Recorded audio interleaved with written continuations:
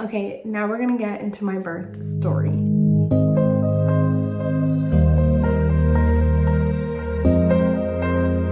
Now, this one is a long one because I spent 22 days in the hospital before my baby arrived, and after that we spent 12 days in the NICU. So I was at the hospital for a total of 33 days, and yeah, pretty lengthy thing, but a lot of it can be cut out because most of the time I was just sitting in the hospital, ordering takeout, taking a shower, reading books, drawing, coloring, wait, not drawing, I don't draw, coloring, journaling, just pretty boring stuff, and occasionally doing yoga and walking outside on the patio. Really, really rough time for me because I was locked into a room for 22 days, and that is just bonkers. Like, I cannot believe that that happened. Yeah, so how did this happen? At 33 weeks, I woke up around 4 a.m. and my waters was breaking, and I was just like, I got up out of bed, stood next to the bed, and I'm just like looking down at like all of this like fluid like gushing out of me, and I'm just like, oh no. I was like, Avery, that's my partner's name. I was like, Avery, I think my water's is breaking. Like, oh no. And I just stood there and I like soaked the entire floor, soaked the bed. It was like the movies, which is weird because this is like, I'm telling you, this is really rare. But yeah, so that was happening.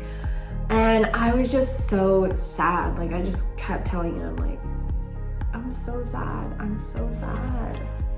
Because I knew in that moment, like, I wasn't gonna get the birth that I wanted because I was not full term.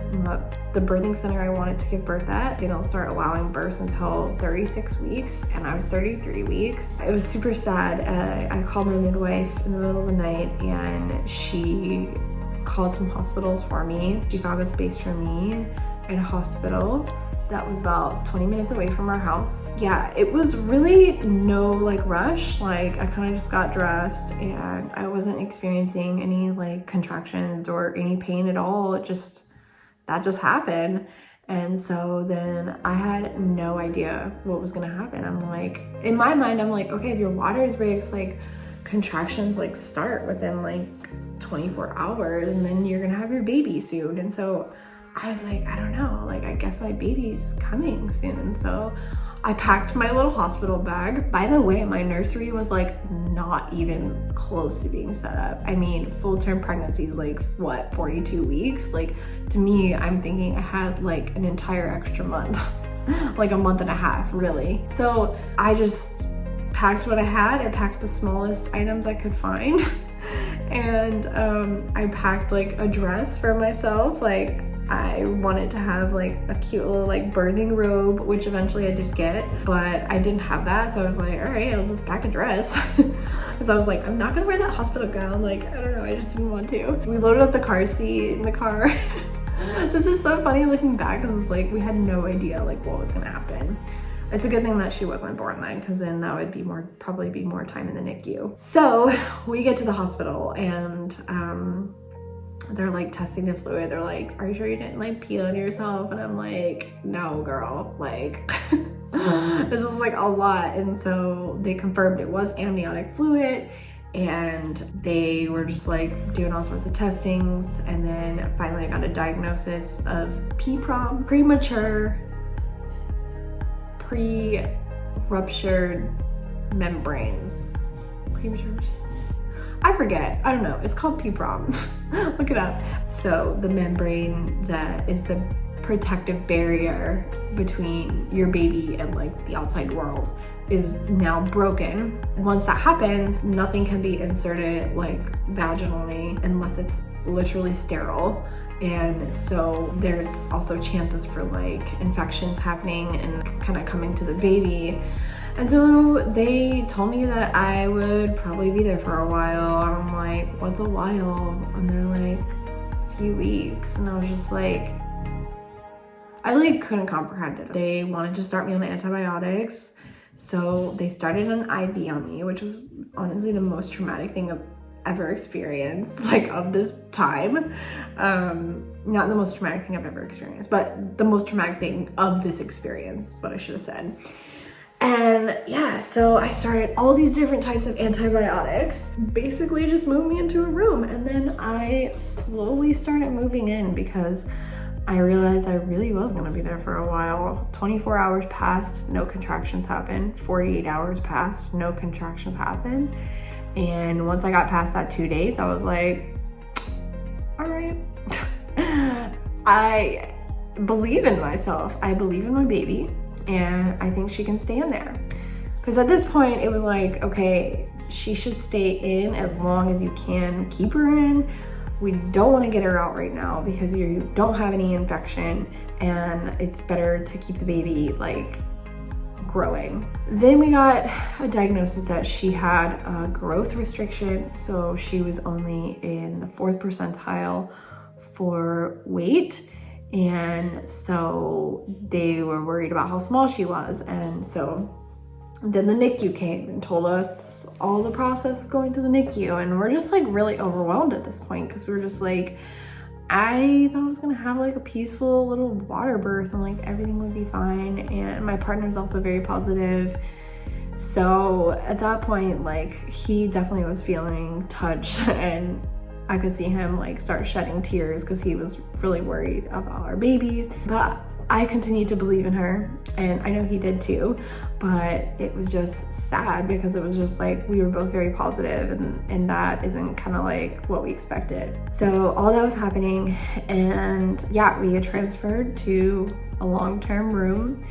I slowly started moving in stuff. I brought in like my diffuser, and I diffused like lavender essential oil, and I also would hold my lavender every time they would like flush my IV, which I only had the IV for 6 days, and then it got taken out, and then thankfully I never had one again. They were trying to talk me into keeping it because, or like getting it switched out, because if during the birthing time there was like an emergency, but I was like, no, take it out. I don't want it. And so that's another thing, is that by preparing yourself with hypnobirthing and with this class, really, you can prepare yourself to like know that like your body is your body. It's all your choices. No doctors are there to tell you what to do.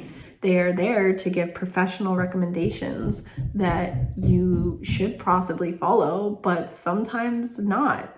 And my biggest tip is get multiple opinions.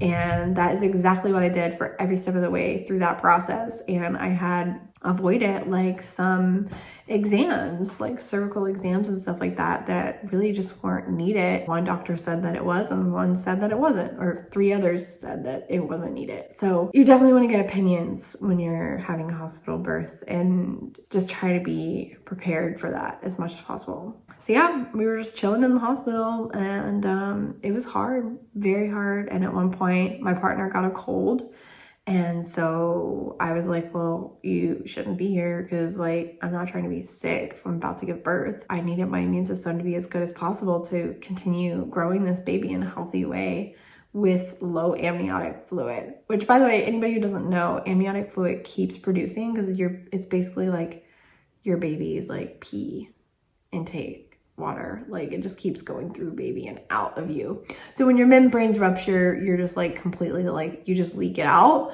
But there was still like a low amount of fluid in there for her. But yeah, I guess she was kind of in like a little bit of a drier womb for a bit, but she still grew. She only grew to 4 pounds, 5 ounces when she was born, and did end up having to go to the NICU. But she only had to have a feeding tube, and she was borderline jaundice. Like she got it, but like her jaundice levels like passed by like 1 point every time. So she never had to have like any blue light or anything on her, which that part is like not as big of a deal as like, you know, the feeding tube's kind of like more invasive. So sad that happened. Like it's just crazy. But yeah, she didn't have to have any like IVs or any CPAP or anything like that. So we were very, very fortunate. Only thing was is that she was just too tired to stay awake. So she would have troubles taking down all of her food. because babies that are that small and premature, they just like can't stay awake. But she also needed to take down these certain volumes. Oh, that's a whole nother story. I need to talk about my breastfeeding journey too, because that is definitely a whole thing. Oh my gosh, I skipped the whole birth. I was in the hospital and then I just went to the NICU part. Okay, so birthing time. I was getting to 35 weeks, starting to get impatient. They told me the safest spot to have her was 36, 37 weeks. And so I was debating, you know, like, should I follow that recommendation? Could I wait? Because I was just weighing my options, basically. I'm not going to go into like the details of that, but I was weighing my options, and around 36 weeks, 35 weeks, I wanted to try my own natural induction methods. And they said I should wait one more week and then see where I'm at. And so I waited another week, and I was getting to a point where I was feeling like, I think that my baby is ready as she can be. This wasn't supposed to happen, but I think that it's time. And I was really, really trying. Of course I was impatient, but I was really trying to like put my impatience aside and connect with my baby and like what she wanted. And I was starting to feel like the reason why she had a growth restriction is because my placenta just stopped working as good. It was still working because they still said that there was still flow, but it wasn't working as good as it could have. And I was just like, I don't know, like, I know she's gonna be in the NICU, but maybe at this point, like, she needs to come out, and like, she needs my breast milk to like help her grow, and maybe that would help her more than my placenta. But I waited another week to 36 weeks, and she was born on 36 weeks to the day. 2 days before I hit the 36 week mark, I started like feeling things. Like I had like pink discharge, like it was like blood, but it was like pinkish. And that is a clear sign that like your cervix is like ripening, what they call it, and that things are starting to get like softened and like kind of ready to like get things going. And so once I saw that, I was like, yeah, she's getting ready. And so I started moving more. I started doing more yoga and doing as many like natural induction methods as I could. They did not want me to use a breast pump, but nipple stimulation is like a way to get the contractions regulated. And so I really wanted to do that, to try it, but they didn't want me to. They felt that it was dangerous, but I didn't listen to them. I did it anyways, and I am happy that I did, because that is what got my contractions regulated. That and a little sexy time with my partner, you know, just to get the hormones going, the oxytocin. Kind of weird to do that in the hospital. Also can't believe I'm posting this online. After that, like between the breast pump, which I went into the bathroom and like sneakily did, my contractions regulated to like every hour, and they were getting more and more frequent. Okay, hi, it's been a week and I have not finished this video, so I'm gonna finish it right now. Funny enough, I'm wearing like a similar type of shirt as I was in the clip that you just saw, but I just went back and watched the footage. Unfortunately, my phone died at the point where I was like just about to go into like full-on birthing time. Hold on, my dog is whining. So yeah, we did some sexy time, and then my contractions like started getting to be like every hour consistently throughout the night. And I just remember like not being able to sleep fully that night. It was like one of those sleeps where it was like kind of sleeping but like not. And so like, I mean, really it just felt like period cramps, which is what everybody says. And it was not really that big of a deal in hindsight, you know, thinking about how the intensity grows on them. It's a very interesting process.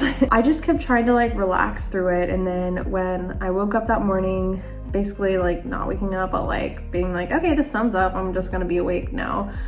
And you know, there's like a lot going on in the hospital. Like during that time, the nurse's shift changes at like 7 a.m. And so, you know, I was chatting with everyone and like everybody wanted to know progress and whatnot, because I would have to move to like another room to have my baby in, because I was there for a long stay. I was in what's called the antepartum unit, and then you go into another room for like labor and delivery. This is why I don't like hospital births, because like I had to switch rooms like at least like 3 times, and then right after birth they were like, okay, like I decided to take my placenta, and they were like, okay, someone needs to get this out of the room within an hour. And like, unfortunately, like I gave birth in the middle of the night, so it was like hard to get someone to come. I don't know, it's like, that is definitely a con of giving birth at the hospital, but I mean, it worked out, and you can make it work if you're choosing that type of birth for yourself too. So yeah, contractions were regular, and basically just full on used my hypnosis from this point forward.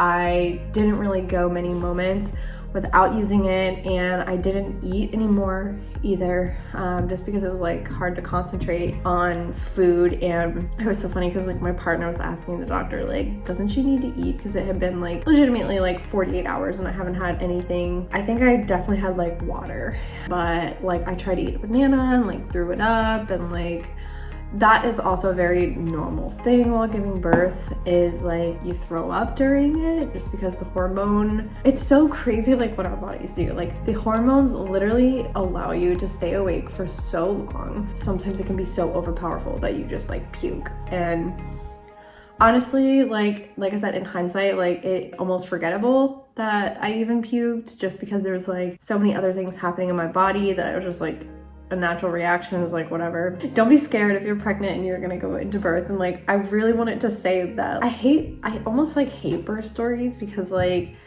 I didn't want to watch them. I know like all people are different, you know, some people watch birth stories and it helps them. I didn't want to watch them because like I didn't want to hear like how things went wrong for other people. And I just want to say that like, if you're hearing like what has went wrong with me, that does not mean that it's gonna be for you. And always, if doctors come to you with like worst case scenario, like always believe in miracles, because I had so many miracles happen to me during the process, and it's just, I blew a lot of doctors away.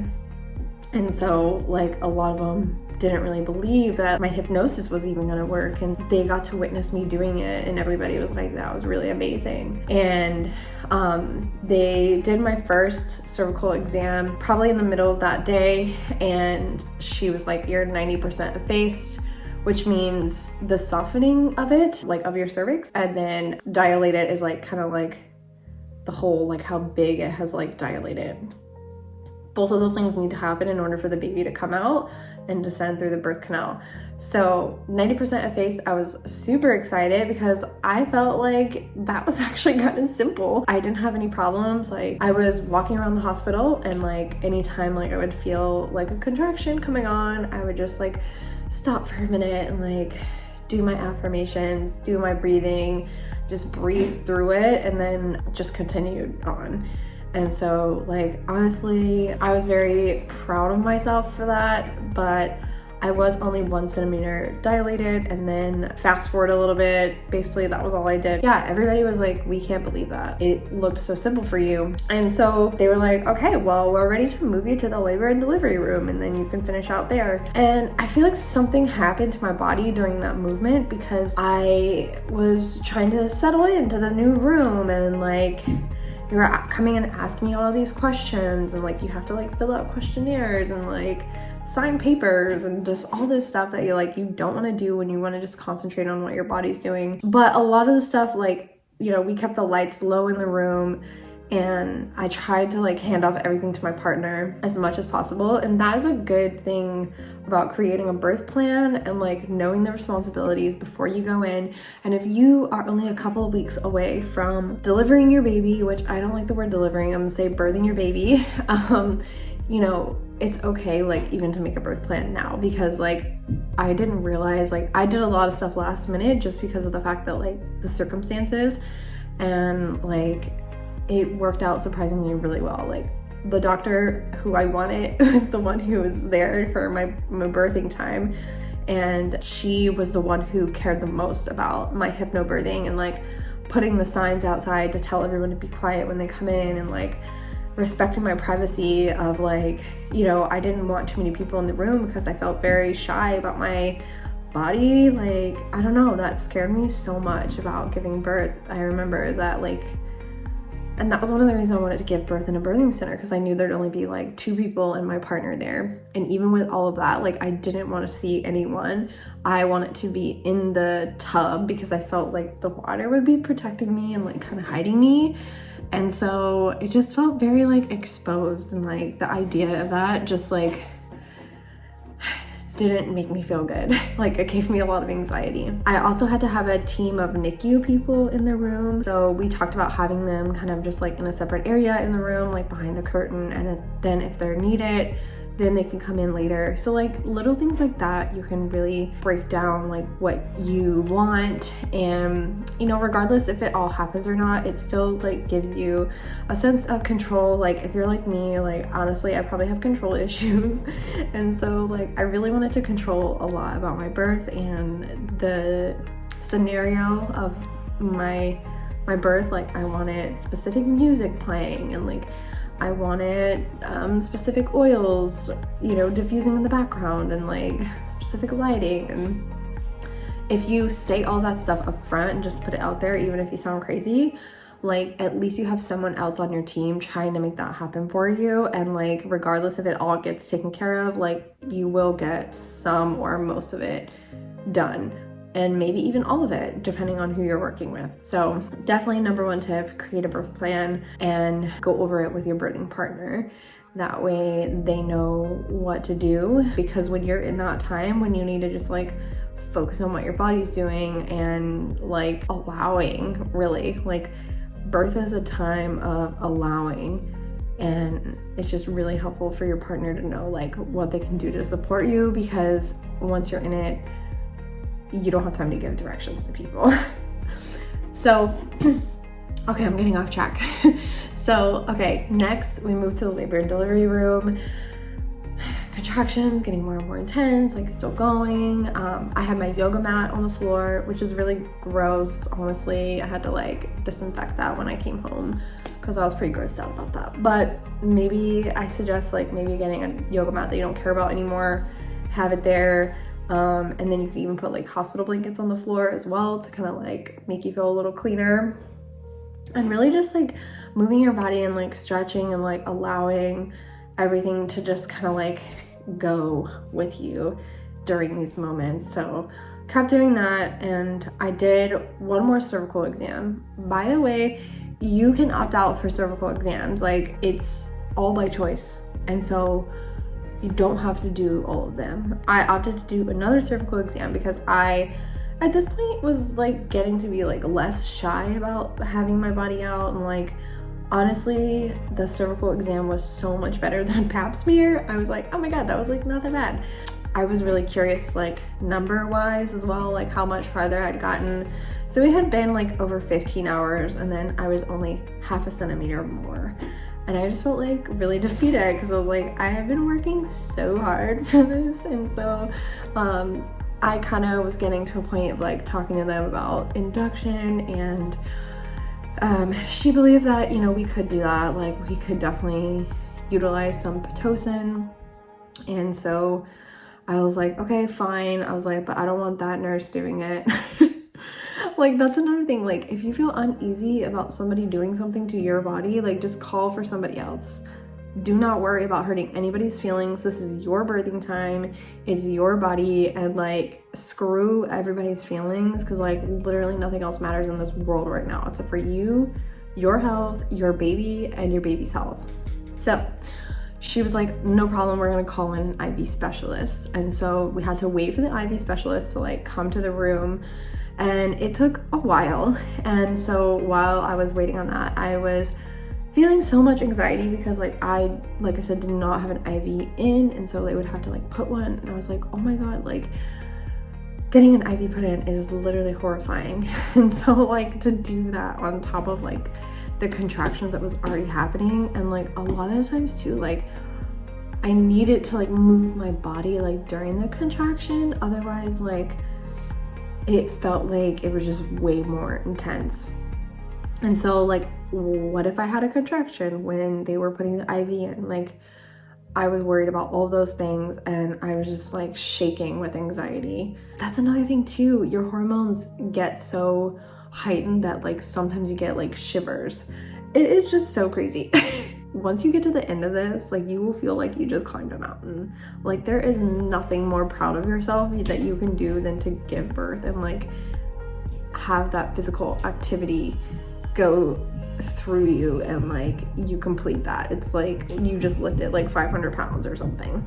Okay, so here's where the hypnosis came in so strong. It was like, now I'm really happy that I did hypnosis for my birth, because I focused on visualizing my cervix opening, and I just kept doing that, and I kept doing that, and I kept listening to this one track that was talking about the opening and allowing, and I just kept on doing that, and I just kept believing and kept imagining it happening. And then suddenly I felt that feeling of like, the baby is like, she's coming out. And it's this really weird feeling that like, not everybody gets this, but like I felt like this really intense like pressure on my butthole. And it was like, oh my God, like, is this what they talk about when like everybody's like, you know, people poop on themselves during birth? Which, by the way, like, that doesn't really happen all the time. Like, that didn't happen to me or any of my friends that I know. So don't be scared of that either. But yeah, like I was like, oh my God, like what is this? Like, I just immediately felt like, oh my God, like I'm gonna poop on myself. And then like you just feel this urge that you have to like push. So I told my partner, I was like, call a nurse in here. And I was like, I feel like I need to push it. And then like he's like, no, what are you talking about? Because like for him it was like unbelievable, because we're like 1.5 centimeters to 10 centimeters. Like, how could it have gone that quickly without even checking? And so yeah, then I called the nurse in there, and like she was just kind of guiding me, and like she was like, if you feel like you need to push, then go ahead. But the doctor wasn't there yet, and so we were like, I don't know what she was doing. Like she kind of told me to like wait for a second, but then I was like, no, like I can't. But she was really, really great. Like eventually she was like, okay, like I think she understood like what I was going through, and she knew that like that needed to happen. And so I did. I pushed for 47 minutes, and then my baby was out. We got an hour of skin-to-skin time before she had to go to the NICU, and then her dad immediately followed her to the NICU. Like she was never alone, and he fed her bottle as soon as they got there. Unfortunately, I had some tearing, so we did, like, I was holding her like while they were like stitching everything back up. I did get pain medication for that, but it was just like a local anesthetic. Honestly, that was like the worst part. Was like that part. And unfortunately I gave birth on my back, and I think that if I would have given birth like squatting, which is originally what I was trying to do, then like my legs got numb, and I was like, I can't be in this position anymore. Yeah, it sucked because they were like guiding me to lay down, but I was like, I don't want to, and I was like trying to be on the floor. But at that point, like I was listening to what they were saying, because I was like scared at that point. And so I was like, okay, fine. And laid on the bed, and then that's how I gave birth. And I think that that's what caused most of the tearing. So, but maybe not, I don't know. Maybe it would have been fine. And some people don't have any tearing at all. So like I said, if you're pregnant and you're watching this and you're feeling scared about your birth, don't be scared. Literally, my story is not your story or anybody else's here that you're watching on YouTube, anybody that you're listening to on a podcast. Like, that does not have to be your story.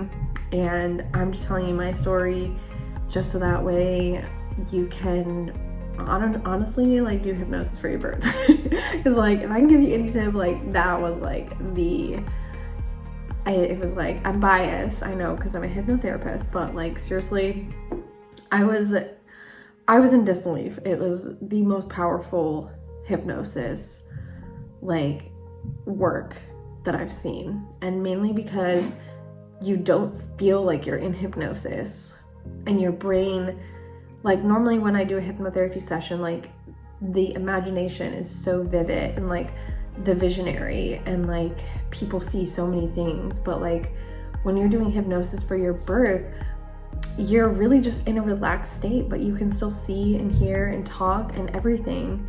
It's just like your mind easily chooses what you want to hear and what you don't want to hear, and it helped me to like really become internal in the times that I needed to be internal. Anyways, that's my story, and thank you so much for watching my video. And if you would like to subscribe, I would really appreciate it, and you can like the video too or comment below. I seriously love it when I get to talk to people and other moms about all of this stuff. And I also just genuinely love to help moms and have conversations about, like, I don't know, anything. Like any way that I can be of help to someone, like it is truly my passion. Even though I'm not working and getting paid for it, like I still love to do it for free. So I really hope that you comment, and I hope that I get to see you in my next video. And I hope you're having a wonderful day. Thank you so much.